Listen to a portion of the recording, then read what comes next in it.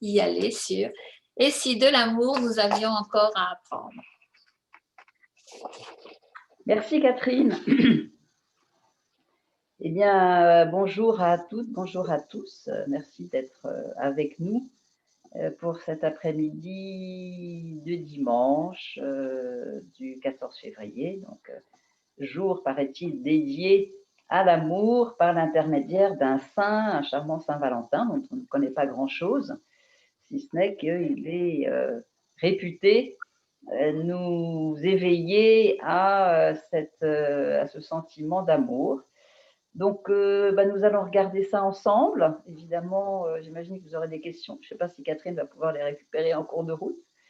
Et puis, Catherine elle-même pourra intervenir à tout moment pour m'aider, évidemment, à préciser ce que je vais vous raconter sur l'amour. Mais voilà, l'amour et la logique émotionnelle, l'amour et comment l'étude biologique des émotions peut nous aider à mieux, j'aime pas trop, mais peut nous aider à élargir en tout cas notre regard et notre cœur sur un sentiment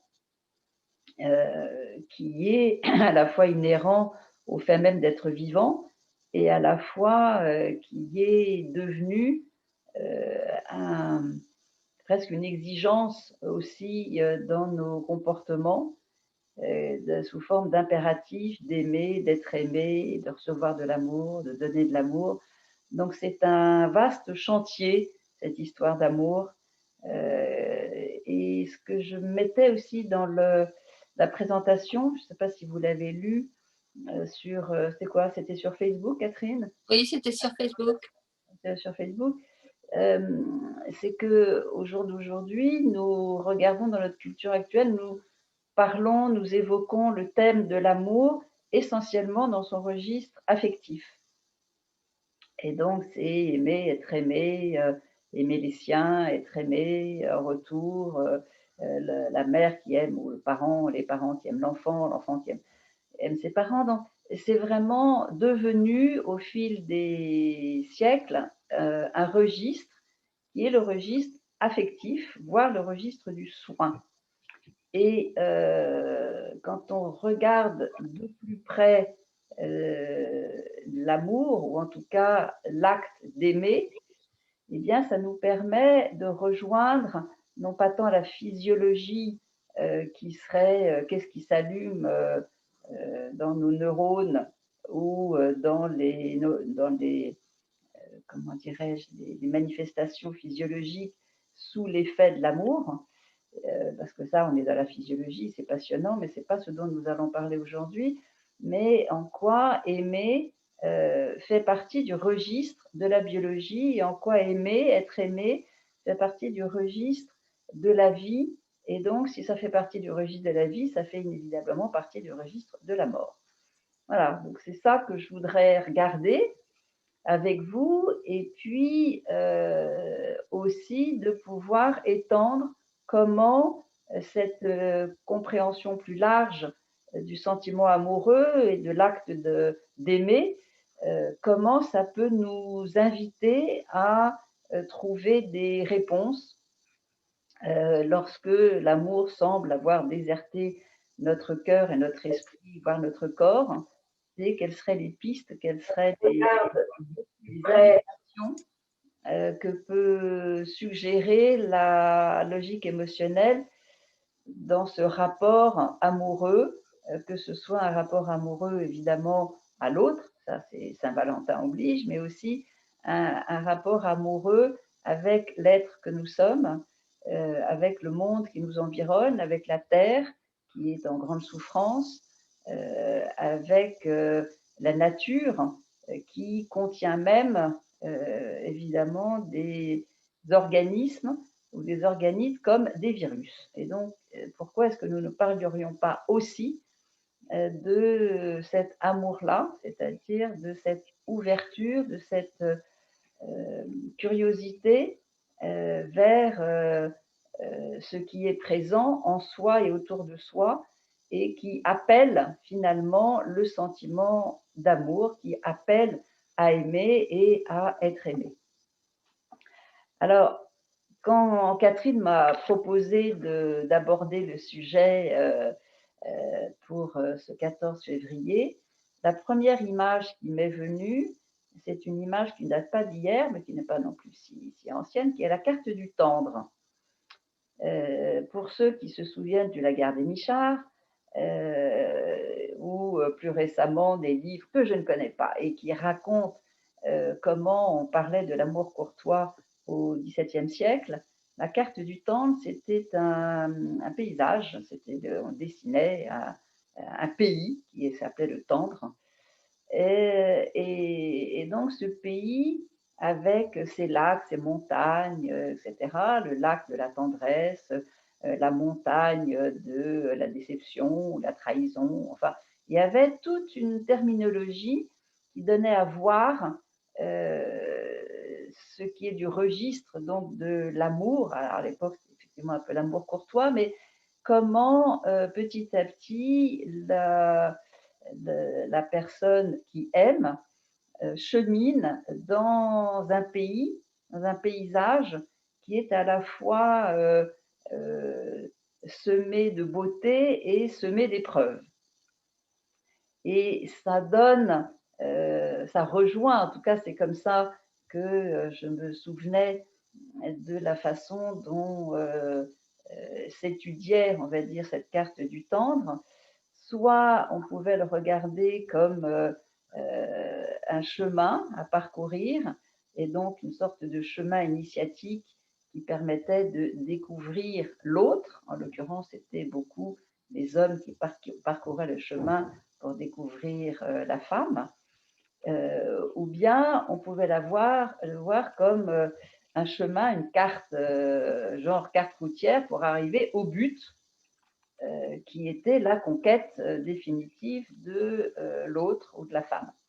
Et je trouve que c'est joliment une jolie proposition pour regarder comment effectivement aimer peut être vu comme un chemin ou peut être vu comme un objectif, un but. Et je dirais que c'est un peu l'éternelle question de est-ce qu'il faut un but pour arriver à, ou est-ce qu'il faudrait juste suivre le chemin?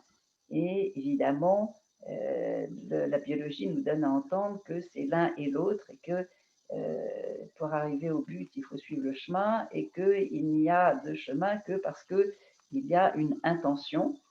La biologie nous disant très clairement que l'intention, c'est évidemment l'existence, exister, être, vivre, être vivant, et que c'est ça qui est notre intention permanente. Et donc, ça nous donne déjà à voir que l'amour a quelque chose à voir avec les... Oula, c'est moi qui bouge. L'amour a quelque chose à voir avec l'existence, et donc avec la survie, donc avec les générations et l'espèce, inévitablement. Et donc l'amour, c'est beaucoup plus large que le seul sentiment amoureux qui consisterait à tomber amoureux, se marier, faire des enfants et trouver l'amour idéal. Mais l'amour a quelque chose à voir avec l'amplitude de la vie et du maintien de la vie sur Terre, puisque nous sommes terrestres, et donc nous oblige à une forme de responsabilité vis-à-vis de cette expérience d'amour qui commence finalement on va le voir tout à l'heure, dès le début même de la procréation, puisque dès le début de la procréation, il y a déjà une rencontre. Alors, je me suis amusée à regarder le vocabulaire qui pouvait contenir quelque chose de l'amour. Et là, je vous en donne quelques éléments parce que c'est quasiment infini, comme si, je pense que c'est le cas, comme si le mot amour était contenu dans pratiquement un ensemble, un registre de paroles qui fait que nous utilisons ces paroles très souvent sans même entendre combien ça contient quelque chose du registre amoureux. Alors je vous le lis, hein, parce que je n'ai pas appris par cœur. L'affection, le sentiment, la sensation, le désir, le rituel, la communication, le toucher, la sexualité, le goût, la préférence, l'estime, la chute, d'en tomber amoureux, l'endurance, l'engagement, la séparation, la perte, la rupture, l'épreuve, l'attirance, l'amant, l'amante, l'aimant, le penchant, l'attachement, la passion, la maladie d'amour, l'élan amoureux, l'adoration, l'envoûtement, l'emprise, le transport, l'ivresse, le don, le désir, le besoin. Ah, le désir, je l'ai mis 2 fois. Le besoin, besoin d'aimer, besoin d'amour. Voilà. Et donc, en regardant cette courte liste, parce qu'en fait c'est beaucoup plus ample, ce qui apparaît rien que dans cette liste, c'est que l'amour est une histoire de lien.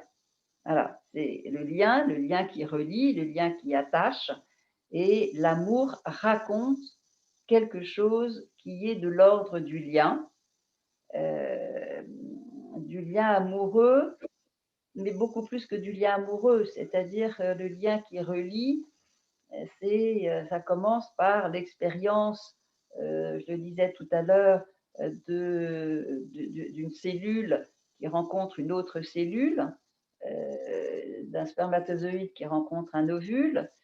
Et donc, il y a quelque chose qui, on pourrait dire, d'assez mystérieux, hein, qui est ce qui fait que c'est ce spermatozoïde plutôt qu'un autre qui pénètre l'ovule, qui en perd son petit flagelle qu'il a amené jusque au niveau de l'ovaire et donc de l'ovule, qui a été fécondé, qui a été émis. Bon, quelque chose se passe là et certes, le spermatozoïde va perdre son petit flagelle, mais il va gagner de pouvoir entrer dans le sein du sein, qui est le noyau, et à partir de là, de pouvoir co-créer un matériel génétique double qui va déclencher tout le processus de dédoublement, puisque une cellule fécondée va donner 2, 4, 8, 16, etc. Et à partir de là, un embryon, un fœtus, un bébé va naître. Donc, c'est comme on est dans de l'ordre, on va dire, de la physiologie, de la biologie la plus archaïque, sur lequel nous n'avons pas d'autres informations que celle de pouvoir observer maintenant qu'on a des outils plus précis pour observer, mais pendant des siècles, eh bien, nous en faisons l'expérience, nous toujours aussi d'ailleurs. Ça peut paraître curieux de mettre de l'amour dans ce mouvement. Je pense que c'est important de le mettre parce que il y a bien un phénomène d'attirance, il y a bien un phénomène d'attachement, il y a bien un phénomène d'aimant, d'amant, d'aimantation, il y a bien un phénomène de don, il y a bien un phénomène de préférence, même si évidemment tout ça n'est pas sous l'ordre d'un contrôle, il s'agit néanmoins d'une histoire d'amour. Et évidemment qu'on ne va pas y voir un amour affectif au sens où on l'entend habituellement, avec tout un mental qui participe à l'affection. Mais il y a quelque chose de l'ordre de l'attirance, quelque chose par lequel naît, en l'occurrence, un enfant. Mais il y a véritablement une histoire qui se passe là, et il serait dommage de la passer sous silence, et notamment de la passer sous silence lorsque nous doutons du sens de notre présence sur Terre, et nous doutons de la possibilité même de rencontrer un jour l'amour. C'est important de pouvoir se référer à inévitablement, je suis le fruit, et chacun est le fruit d'une histoire d'amour, quelle qu'elle ait été. Et ce n'est pas forcément un amour tel que le racontent les contes, justement, qui en général, en tout cas pour ceux qui se terminent bien, c'est ils furent heureux et eurent beaucoup d'enfants. Pas forcément sous cette forme-là, mais sous une forme beaucoup plus archaïque, beaucoup plus initiale, beaucoup plus intime aussi, et beaucoup plus vibrante, on pourrait considérer, que la vie naît inévitablement d'une histoire d'amour, amour entre les cellules. Alors, si je vais plus loin, il y a évidemment ce temps de progression, mais à l'intérieur même de tous les organes se produisent des histoires d'amour. Les cellules qui, à partir d'un, comment dirais-je, de cellules qui n'ont pas forcément d'orientation identitaire, eh bien, elles vont néanmoins pouvoir se relier les unes aux autres, former des organes et donc former des entités et des identités organiques. Est-ce qu'on peut parler d'amour? Oui, on peut dire que c'est génétique et ça l'est, mais dans le fonctionnement même, il s'agit quand même d'un mouvement qui fait qu'il y a attirance, désir, sensation, affection et qui peut aussi contenir quelque chose, on va dire, sans pouvoir le nommer véritablement, quelque chose de l'amour. Voilà, je crois que commencer ce thème de l'amour par quelque chose qui nous échappe, finalement, risque d'être notre fil conducteur, mais en même temps, un fil conducteur fiable, puisque si nous sommes là, c'est bien qu'il s'est passé ça. Et ce serait bon de ne pas l'oublier lorsque nous sommes dans des moments de notre vie dans lesquels nous désespérons de vivre un état plus amoureux que nous ne le vivons. Et commencer par ce début-là, c'est une façon de mettre en évidence que l'amour n'est pas quelque chose qui nous tombe dessus de l'extérieur. L'amour est un mouvement qui naît intimement du corps. Si nous entendons que le corps vit, éprouve cette vibration intérieure d'aimant, d'amour, de désir, alors nous pouvons nous y référer comme étant une forme de présence, une forme de mouvement, une forme intime, un état, on pourrait dire, qui existe, que nous le voulions ou pas, que nous puissions nous y repérer ou pas, que nous puissions en parler ou pas. Cette résonance amoureuse, elle existe inévitablement. Et nous avons beau nous raconter autre chose, il me semble que la résonance qui est justement ce lien qui nous rassemble ou qui nous unit à une personne en particulier ou à nos enfants ou à un objet ou à une beauté, à une fleur ou peu importe, hein, ce qui génère et ce qui déclenche cette résonance à l'intérieur de nous, évidemment que nous pouvons là aussi parler d'amour. Et donc l'amour naît du corps, le corps est, vibre et possède intrinsèquement une capacité amoureuse qui va se traduire selon les circonstances, selon comment dirais-je, les marquages somatiques chers à Antonio Damasio, qui est un neuroscientifique que j'apprécie beaucoup et qui a travaillé sur les émotions et nous donne à voir combien la résonance est une résonance corporelle, intime, dans l'ensemble du corps qui reçoit et qui résonne à travers nos sens et toutes ces informations étant données dans le tronc cérébral, le cervelet, c'est-à-dire dans des zones extrêmement profondes du cerveau, eh bien, voir qu'il y a là une recherche naturelle de résonance, de lien, de vibration, de cette présence vibrante dans le monde environnant dans lequel nous sommes, le fait de pouvoir et d'oser nous y référer, même si à l'extérieur, nous trouvons que la personne aimée n'est pas suffisamment aimable et qui fait que nous en éprouvons un sentiment de peine ou un ressenti de tristesse et de douleur, eh bien, nous pouvons vraiment nous référer à cette intimité et à tout instant, il est possible de réveiller, révéler ou tout simplement porter attention à cette part de sa vie, de son corps vivant, qui inévitablement est résonance, un peu comme une corde qui vibre, la corde d'un violon, la corde d'un instrument de musique.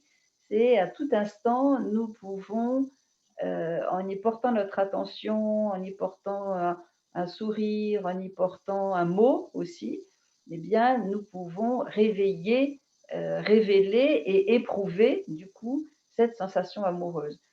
J'imagine que si je vous dis que par moment, pour des raisons qui échappent à votre conscience, vous vous sentez amoureux, très souvent nous disons sans raison, parce que vous êtes là et que tout d'un coup, ça s'impose à vous comme étant une espèce d'élan d'ouverture du corps, du cœur, de la poitrine, que vous vous mettez à respirer, vous mettez à faire un pas de danse, vous vous mettez à sauter en l'air, à rire.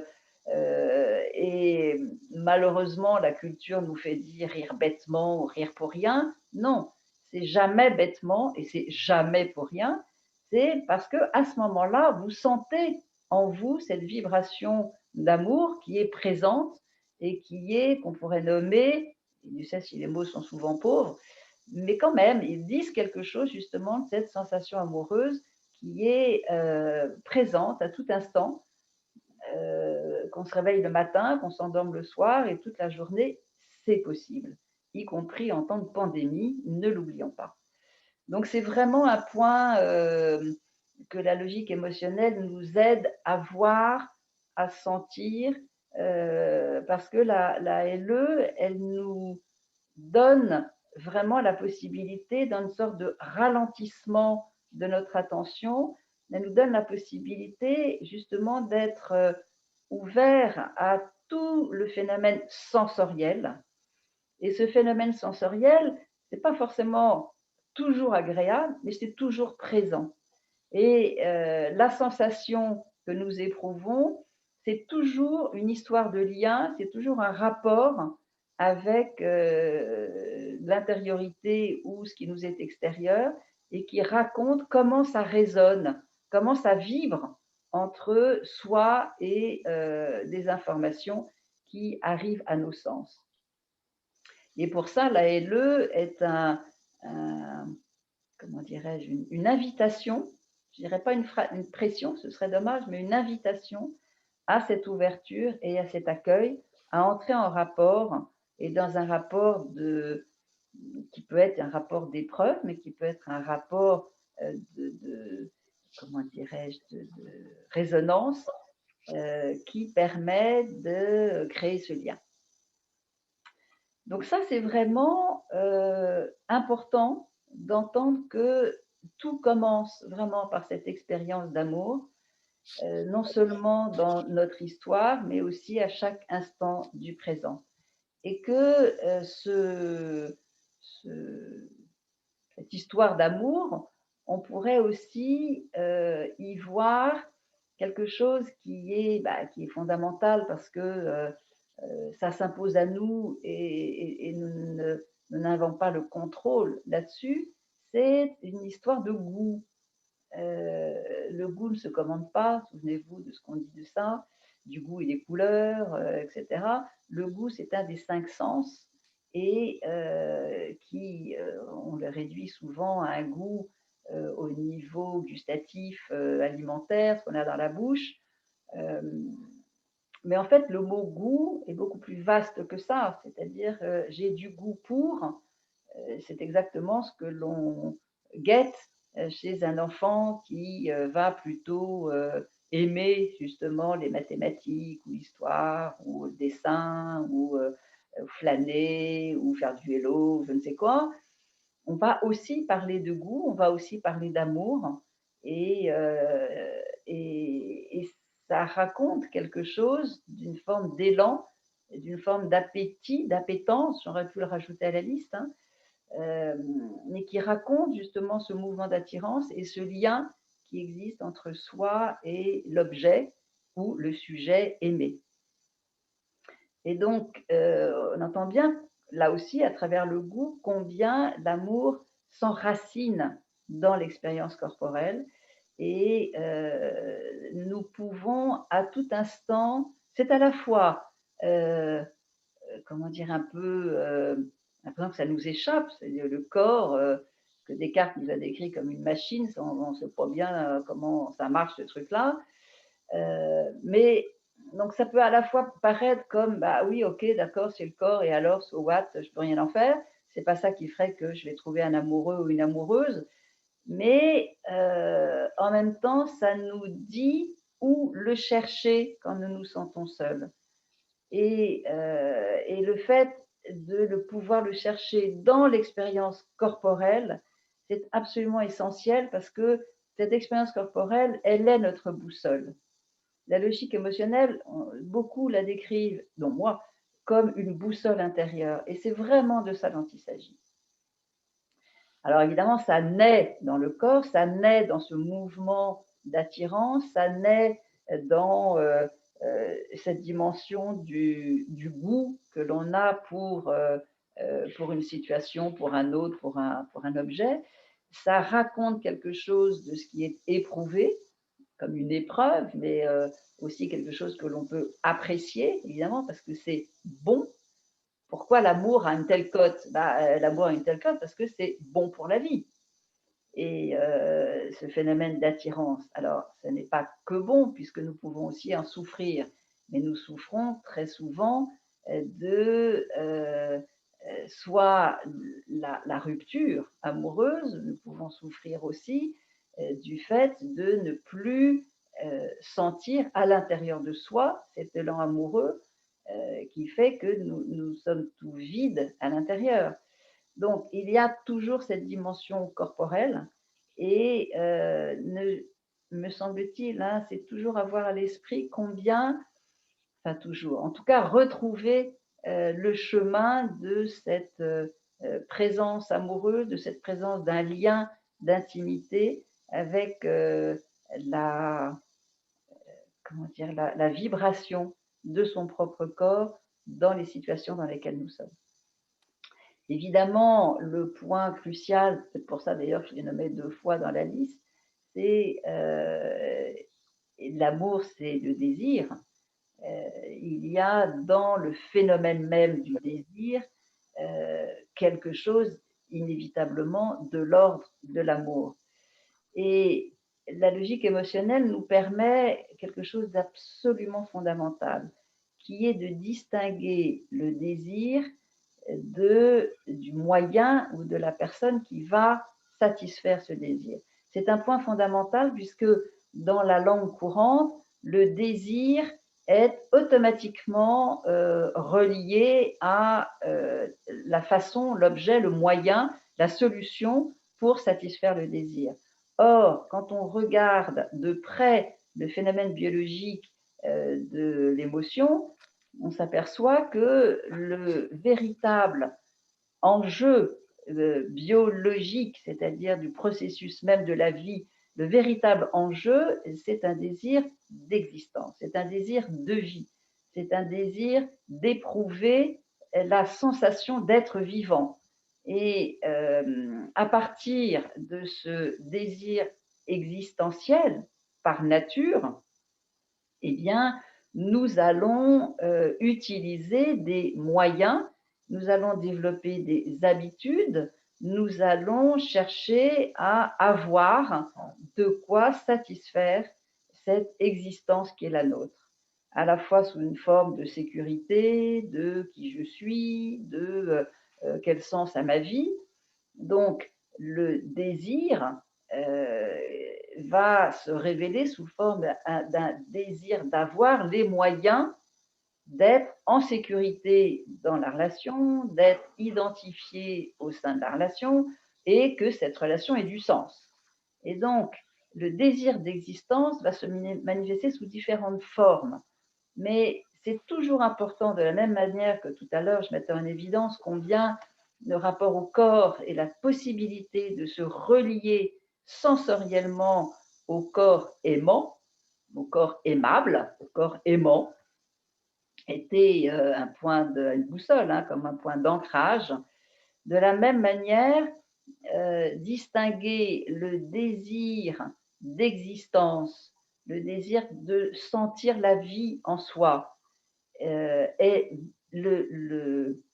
comment dire, le point d'appui. C'est à partir de là que s'élaborent nos habitudes relationnelles, et donc à partir de là que s'élaborent nos façons à nous d'être en lien, nos façons à nous d'aimer. Et là, comment dirais-je, j'insiste sur le merveilleux langage qui est le nôtre, c'est-à-dire que l'amour, c'est un nom commun, mais quand nous regardons de plus près comment ce nom commun se décline, se vit, inévitablement, nous allons utiliser un verbe. Et le verbe, c'est tout simplement aimer. Yes.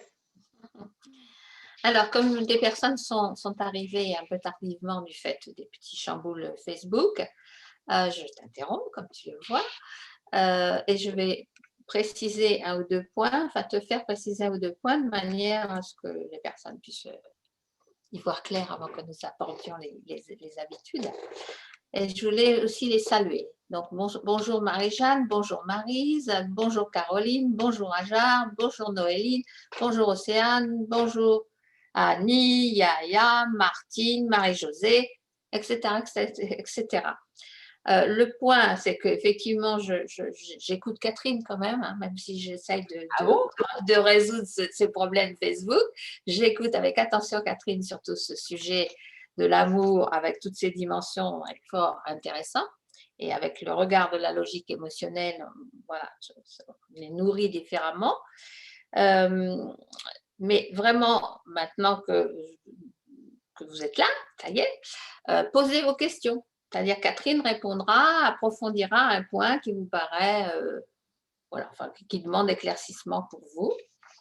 Et le premier que je vais moi-même aborder, c'est tout à l'heure, tu évoquais l'élan amoureux vers un objet ou un sujet aimé, moyen ou solution. Oui. Donc, c'est comme s'il y avait quelque chose qui sortait de nous et qui allait chercher dehors. Est-ce que tu voudrais préciser cette partie-là, puisque tu as dit que ça pouvait être de l'affection, un sentiment, une sensation, un désir, enfin, tu as référé, et puis que dans cette vibration de vie, il y a les êtres humains et puis il y a des tas d'autres points vibratoires autour de nous qui nous entourent. Est-ce que tu voudrais préciser cette partie objet ou sujet aimé? Alors, c'est tout à fait en lien avec le fait de préciser qu'il n'y a d'amour que parce qu'il y a un verbe, une action qui est l'action d'aimer. Et donc, aimer, c'est pas uniquement un ressenti. C'est-à-dire, je ressens de l'amour à l'intérieur de moi, ou je ressens l'amour que l'autre a pour moi. La logique émotionnelle nous donne à voir que le désir nous pousse à agir. Et donc, le désir de lien, le désir d'avoir du lien, nous fait adopter des comportements, et dans ces comportements, on peut justement regarder comment nous aimons l'autre.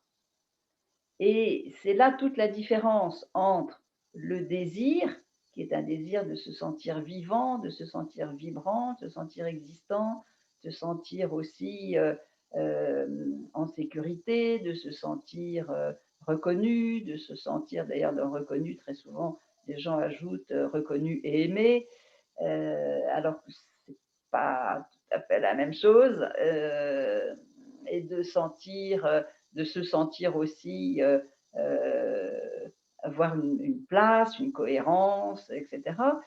Et à partir de là, les moyens pour obtenir, voire garantir, pour vérifier que tout ça est bel et bien présent en soi et autour de soi, eh bien, nous agissons, c'est-à-dire que nous aimons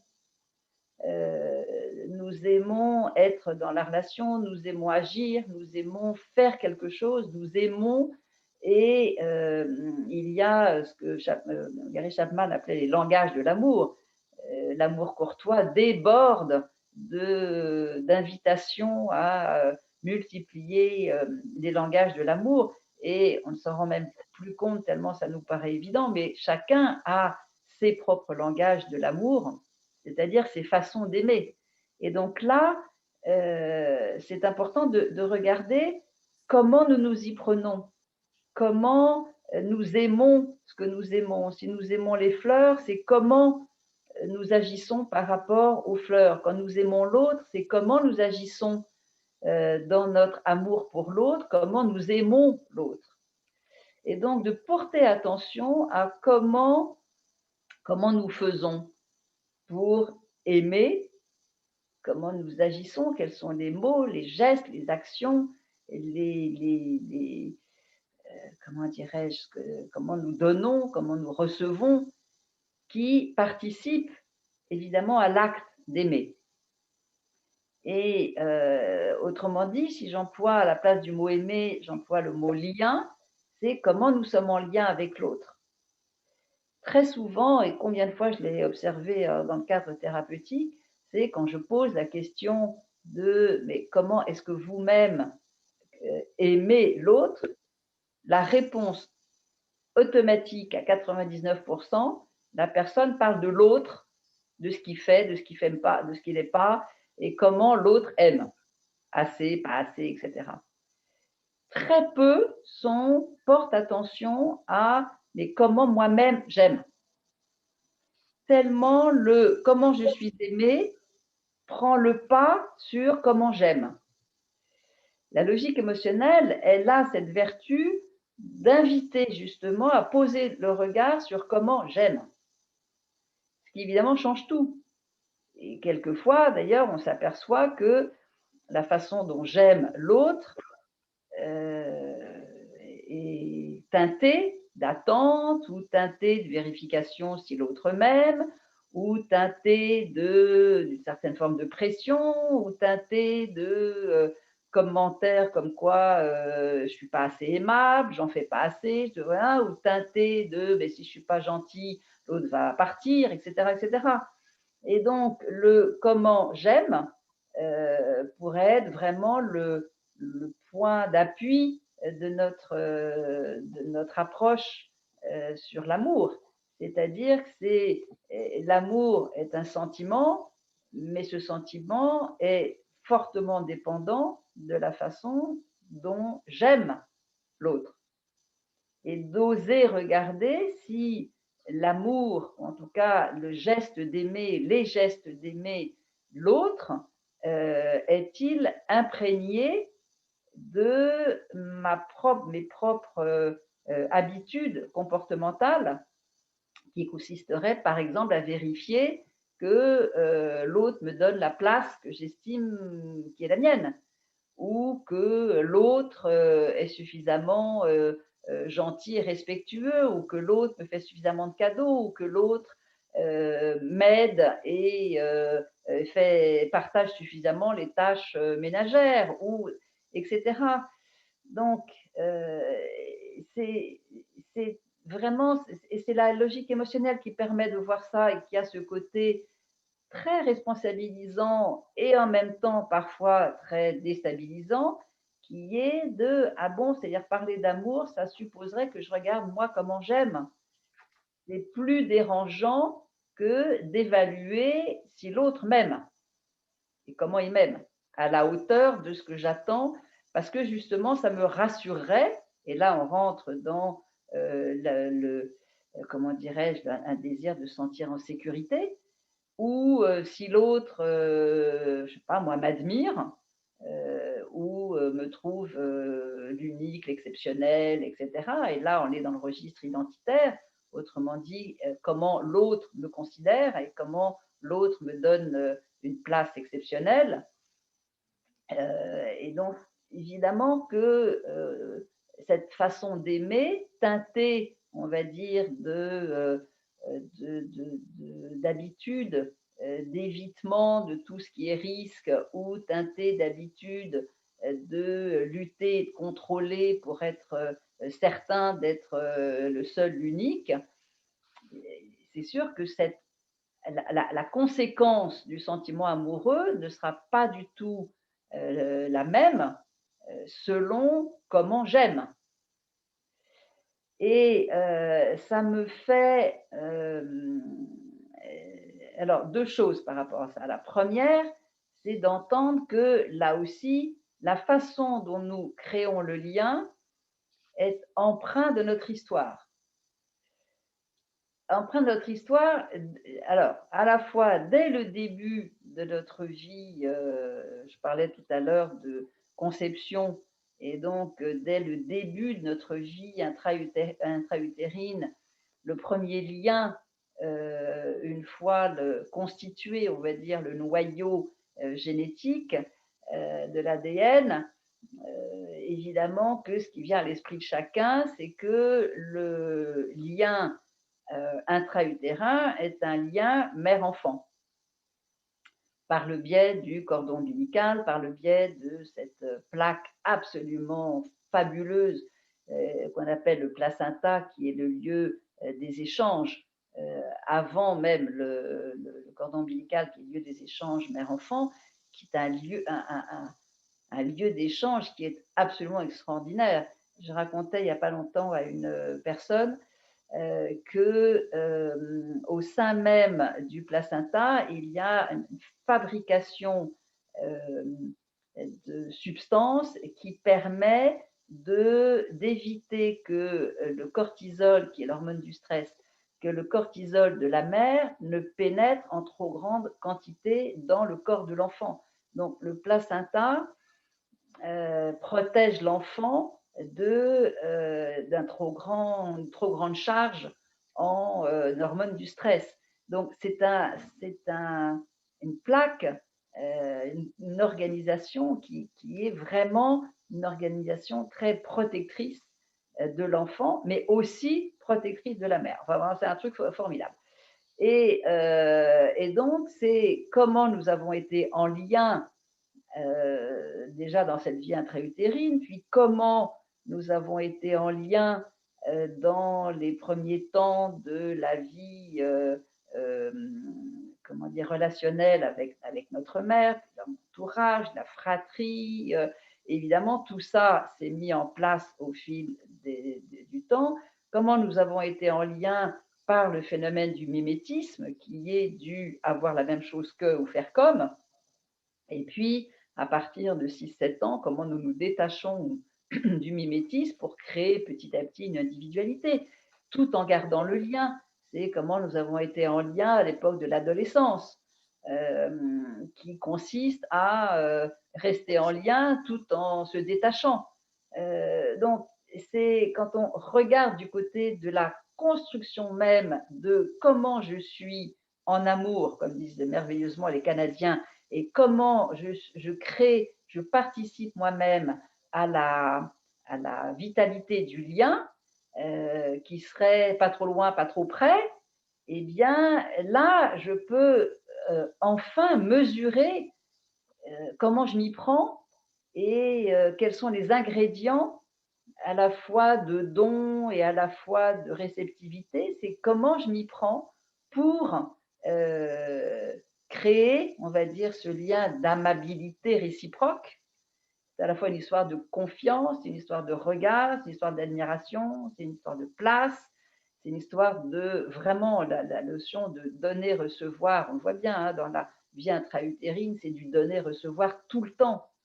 Et donc, comment ça se met en place au fil des années qui fait qu'il est possible d'arriver à une période de sa vie qui va s'appeler la vie amoureuse et la vie de couple, et donc trouver une traduction évidemment encore plus forte, puisque la vie de couple crée quelque chose qui est de l'ordre du charnel, et donc, à travers la sexualité, la vie de couple dit quelque chose d'expérience très, très initiale.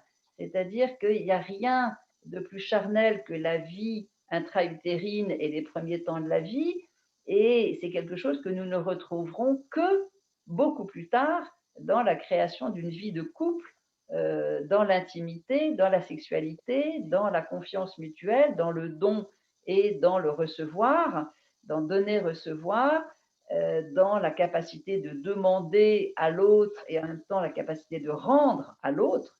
Et donc, c'est toute cette dynamique qui contient, qui sont les vrais, qui sont le vrai langage de l'amour, c'est-à-dire ce langage dans lequel nous sommes créateurs d'un lien à la fois inspiré par tout ce que nous avons vécu dès les débuts de notre vie, et à la fois dans la conscience que ce que nous avons vécu nous inspire, mais risque de nous enfermer aussi, d'où l'importance, comme si à travers le couple, nous avions une espèce de seconde chance de pouvoir créer un lien avec plus de conscience, plus d'attention, plus de vigilance, plutôt que de se contenter de prolonger le lien initial dans lequel nous étions protégés, nous étions aimés quoi qu'il en coûte à la mère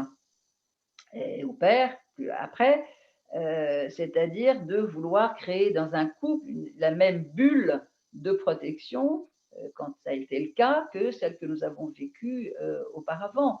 Bulle qui est merveilleusement racontée dans les contes de fées et qui sont formidables à partir du moment où on considère que ça parle des fées, que nous ne sommes pas.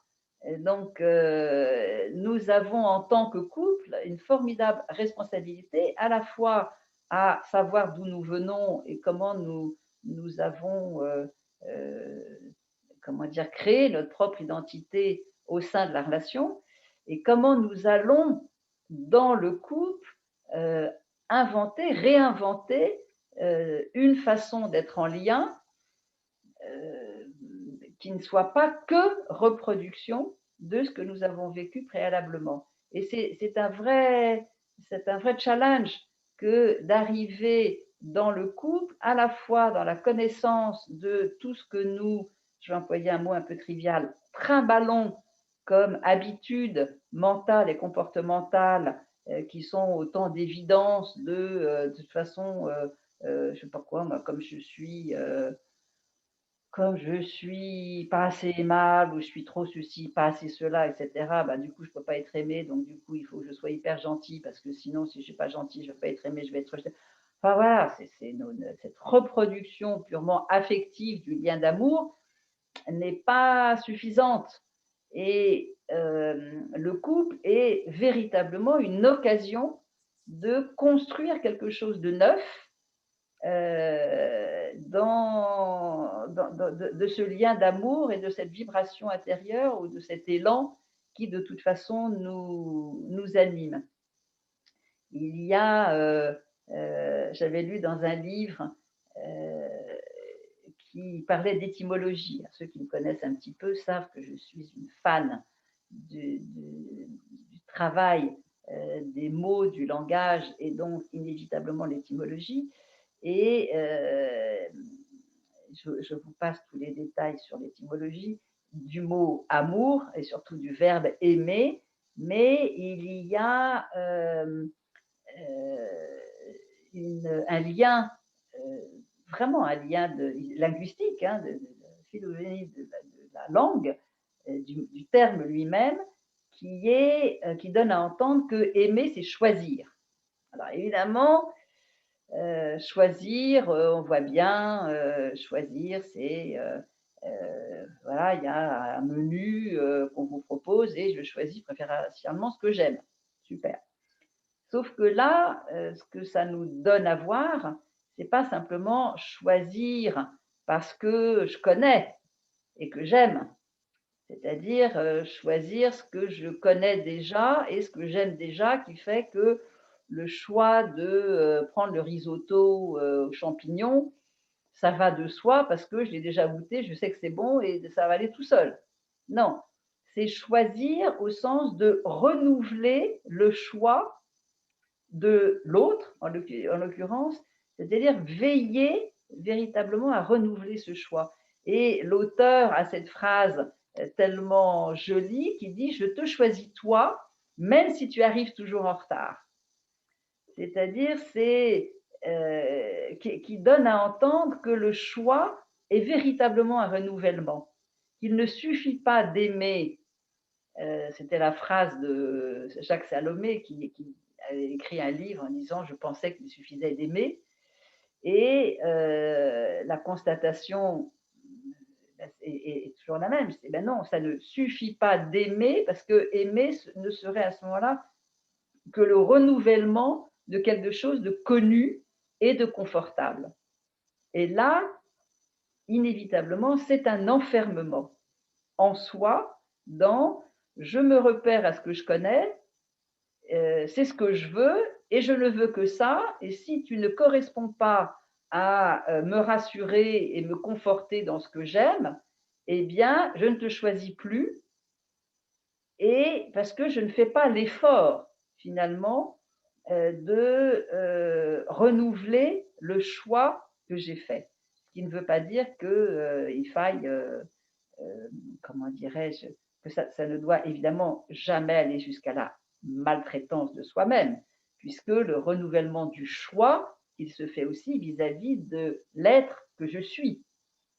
Évidemment, une personne qui est mal traitée euh, vraiment par les paroles et pire par les gestes, évidemment que ce renouvellement de choix, c'est arriver à se choisir soi face à l'autre qui se comporte d'une façon maltraitante. Mais quand le couple ne va pas jusqu'à cette extrémité de violence et que le couple a à traverser comme ça des épisodes qui sont des épisodes dans lesquels notre attention est insuffisamment portée sur ce renouvellement de regard, eh bien, c'est là où le couple peut être en danger, mais c'est un danger qui est vraiment secondaire justement à ce non-renouvellement du choix. C'est un danger qui est lié à je veux que tu me rassures, que tu me confortes, et je ne veux que ça.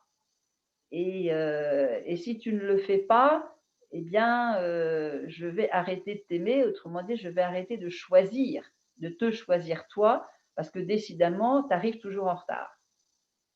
Et que moi, ce que je veux, c'est que tu arrives à l'heure. Et ce qui nous amène inévitablement à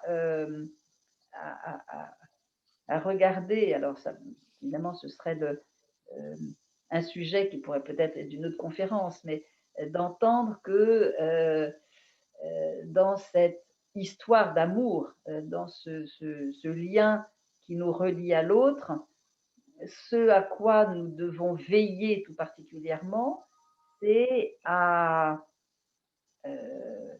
regarder comment, dans notre façon d'aimer, notre façon de construire le lien, nous pouvons être tentés de considérer l'autre comme une solution pour soi. Et à ce moment-là, l'autre est pris en otage, comme ce que j'attends de toi, c'est que tu me rassures, ou ce que j'attends de toi, c'est que tu me considères, ou ce que j'attends de toi. Évidemment, l'interface est le même à partir du moment où nous sommes dans considérer l'autre comme ayant des problèmes ou comme un problème à résoudre. Ou à ce moment-là, c'est moi-même qui deviens l'otage de ce que je pense que je dois à l'autre. Donc, ce sont les deux écueils de l'amour. C'est l'écueil de l'autre est la solution ou l'autre est un problème à résoudre. Et là, on retrouve évidemment les éléments de l'émotion, c'est-à-dire du rapport que l'on a avec l'autre, du rapport que l'on a avec des situations dans lesquelles nous entrons dans ce rapport à partir d'une incompréhension du désir d'existence au seul profit de considérer si la situation me convient ou de considérer si l'autre dans son comportement me rassure, m'identifie ou donne suffisamment de sens à ma vie. Et nous devenons, en l'occurrence, dépendants de cet autre. Et donc, la dépendance n'est pas une relation d'amour, c'est une relation de dépendance. L'amour n'est pas relié à la dépendance. L'amour est relié à la vibration intérieure, à la résonance et à notre capacité d'entrer en lien, de créer du lien, de donner, recevoir. Et là, oui, nous pouvons parler d'amour. Ce qui ne veut pas dire que l'amour dure toujours. Ce qui veut dire que nous pouvons renouveler, nous pouvons continuer à choisir d'aimer. Et souvent, même après une rupture, nous pouvons continuer, poursuivre un lien d'amour, même si la forme change.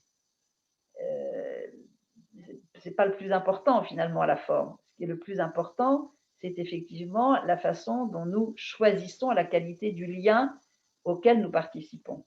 Et là, il y a, comment dirais-je, une véritable force intérieure qui nous anime dans la relation avec l'autre, dans laquelle nous ne nous perdons pas de vue et nous restons en tout cas en lien avec nous-mêmes et nous gardons l'autre aussi sous notre regard, même s'il est distant.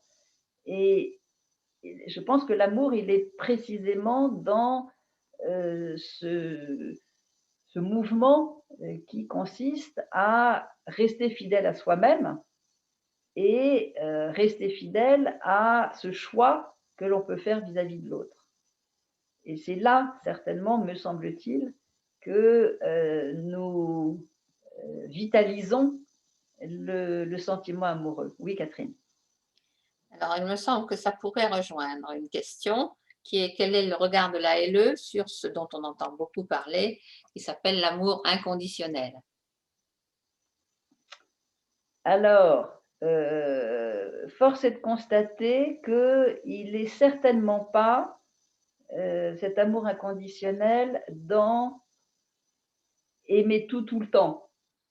N'a juste aucun sens. Aucun parent, parce que l'amour inconditionnel est très souvent en lien avec l'amour parental, maternel, parental, etc. Et ce serait un amour sans condition. S'il y a un amour sans condition, ça rend l'éducation assez compliquée, puisque qui dit éducation dit frustration, par définition.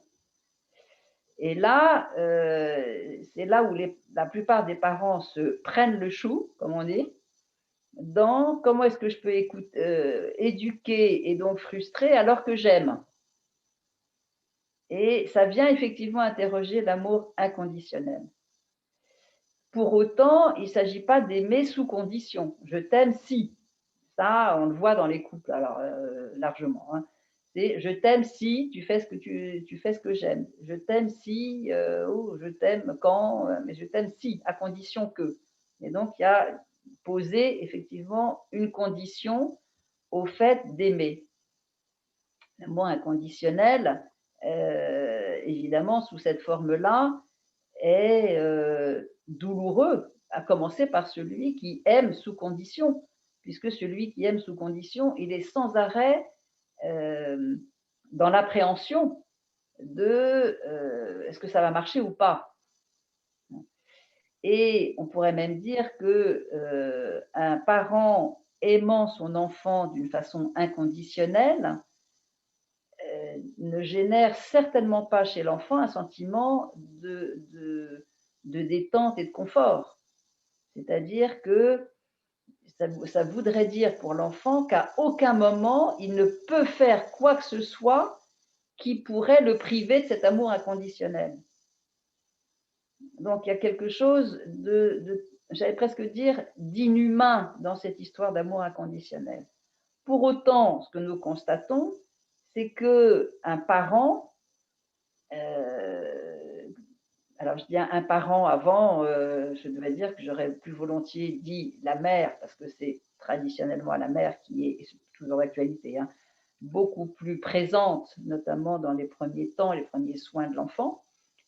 Elle trouve une énergie tout à fait étonnante à accompagner l'enfant dans les premiers temps de sa vie, et qui hurle, qui crie, elle l'aime. La question ne se pose pas. Est-ce que c'est un amour inconditionnel? C'est une attention et un soin inconditionnel. Est-ce que c'est de l'amour? Sans doute.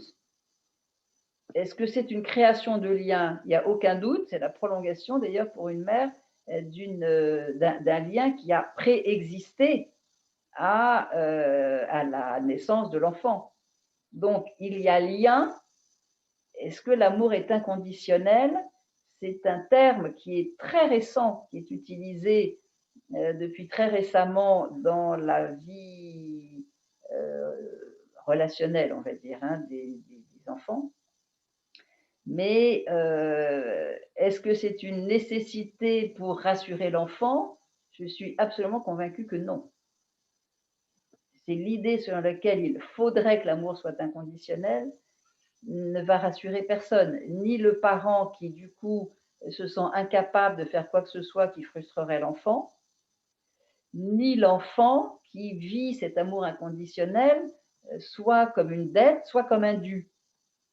Donc, et évidemment que la reproduction de cet amour inconditionnel au sein du couple ne peut être que source de tensions et de conflits. C'est-à-dire que ça supposerait que l'autre aime totalement, et l'intérêt du terme totalement, c'est qu'il a un côté totalitaire.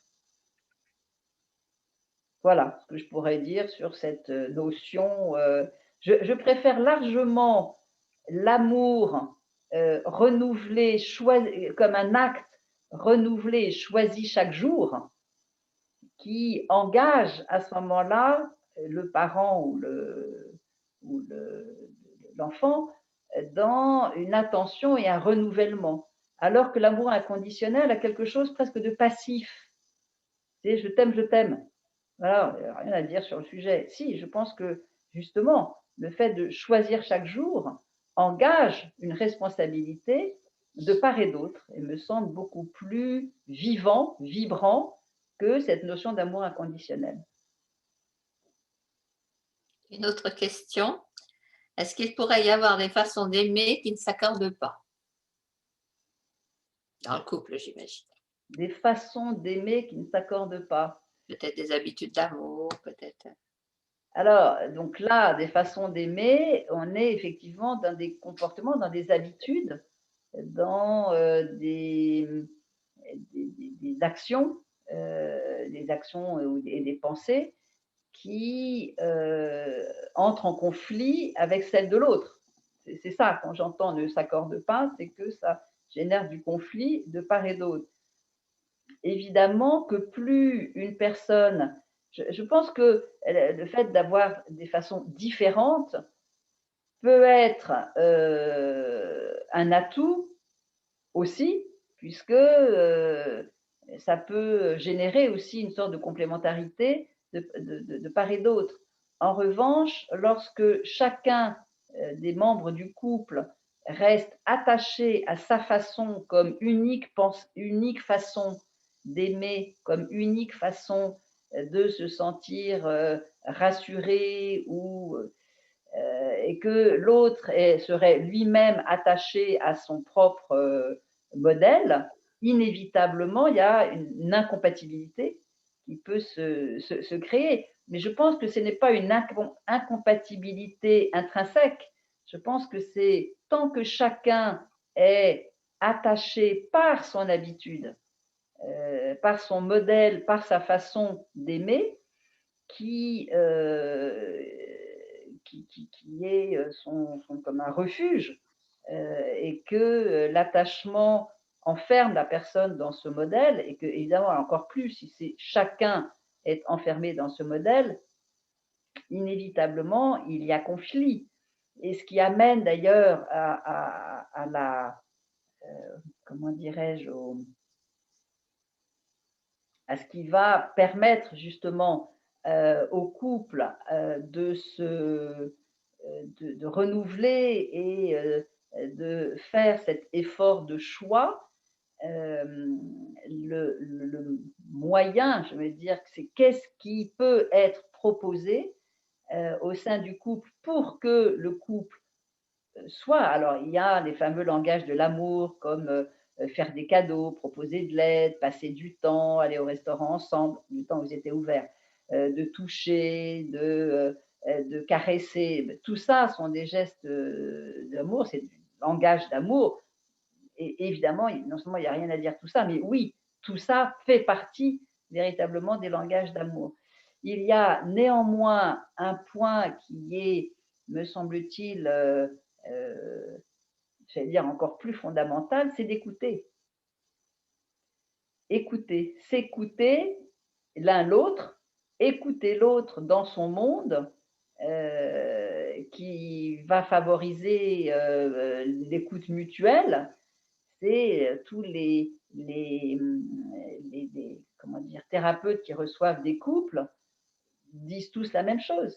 Un couple arrive à partir du moment où il ne s'écoute plus, où chacun déroule sa propre vision et n'écoute pas l'autre, ou plus précisément, écoute l'autre pour vérifier que c'est pas possible. Et l'écoute est évidemment qui est un. Moi, du temps, j'animais les stages, les modules sur l'écoute, formidable, hein, au passage, pour ceux qui ne l'ont pas encore vécu, où je disais toujours l'écoute est un risque, et je continue à considérer que l'écoute est un risque. Peut-être autant que parler. Je me demande quelquefois si l'écoute n'est pas plus risquée encore que de parler. Écouter l'autre dans son monde, écouter comment il s'y prend pour aimer, comment il s'y prend pour créer du lien, le regarder, l'observer, écouter comment il s'y prend, c'est, me semble-t-il, une très grande preuve d'amour, parce qu'il paraît qu'il n'y a pas d'amour, il n'y a que des preuves d'amour, et sans aucun doute une façon de renouveler le choix à partir de ce qui a été écouté du monde de l'autre. Donc, voilà, pour moi, l'écoute, le fait aussi d'apprendre, ça peut paraître paradoxal parce qu'a priori, nous sommes tous adultes et donc nous savons tous parler, mais apprendre à parler d'une certaine façon, c'est-à-dire d'une façon parler en je, comme on dit très souvent, hein, c'est-à-dire je sens, je vois, évidemment, c'est une façon de se rapprocher de comment je m'y prends pour créer du lien, pour aimer et être aimable. Donc parler en je, parler d'une façon affirmative, ce qui n'a rien d'une façon positive, mais d'une façon affirmative, en évitant tant faire se peut des formulations négatives, tu n'es pas, tu ne fais pas, etc., ou je ne suis pas. Cette façon de faire bon usage de la langue et d'utiliser l'écoute pour découvrir l'autre sont, selon mon expérience et selon ma pratique et selon les lois, on va dire, de la biologie, certainement le passage par lequel l'amour peut se renouveler de jour en jour. je ne vais pas relayer toutes d'autres questions parce que je vois que le temps passe. Euh, ce, ce que je, en plus plusieurs disent à peu près la même chose, je crois que dans les points à voir, enfin bien sûr j'ai le support de ta conférence, mais je crois que cette notion de temps, que l'amour est une histoire de temps, euh, bien sûr avec l'idée de passer du temps avec l'autre, mais en plus avec quelque chose de plus biologique, je crois que ce serait un point de conclusion sur ce qui nous ramènerait à comment je fais moi quand j'aime. C'est ça, c'est-à-dire comment je fais au plus près du présent qui inévitablement est une invitation de remonter dans le temps à partir de ce que je fais au présent, de remonter dans le temps pour regarder comment ce que je fais au présent euh, s'est construit au fur et à mesure. Effectivement, l'amour n'est pas juste cette espèce d'élan de tomber foudroyé, de coup de foudre par quelque chose qui nous dépasse. L'amour nous dépasse et nous pouvons, je ne sais pas si l'amour nous dépasse, l'amour nous remplit, l'amour nous ouvre, où nous nous ouvrons et nous sentons l'amour. Et effectivement, c'est une aventure qui s'inscrit dans le temps, qui s'enracine dans le corps et s'inscrit dans le temps.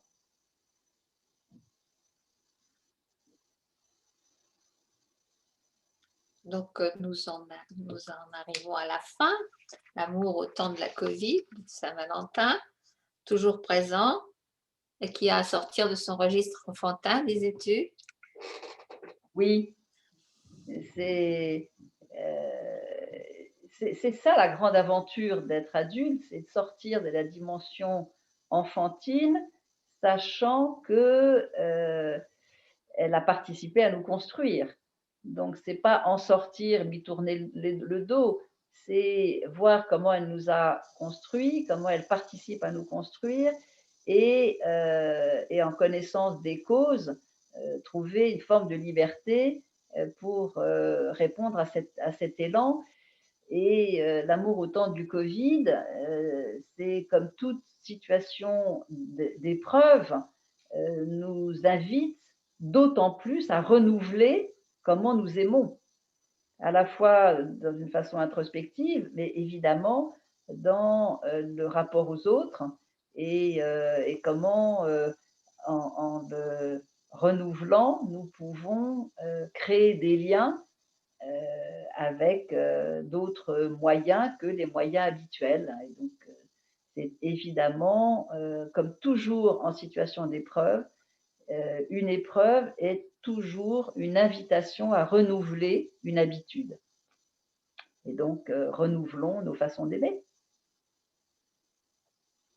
Merci, merci Catherine. Je vous invite à consulter notre site. Je vous mettrai le lien. Si vous voulez retrouver Catherine en conférence, vous l'avez sur la page Facebook. Vous avez d'autres conférences sur le site. Il y a d'autres praticiens aussi qui donnent des conférences sur différentes thématiques, qui donnent aussi avoir quelque chose de plus de l'ordre du témoignage, c'est-à-dire des personnes qui ont été suivies avec la logique émotionnelle, comment elles grandissent avec la logique émotionnelle. Et puis, Catherine vous a parlé de l'écoute, de l'écoute logique émotionnelle, qui est une écoute très particulière qu'on appelle résonante. Et donc, je vous mettrai les liens vers différents modules qui vont avoir lieu dans les temps qui viennent. Et je vous dis à bientôt. À bientôt. Au revoir.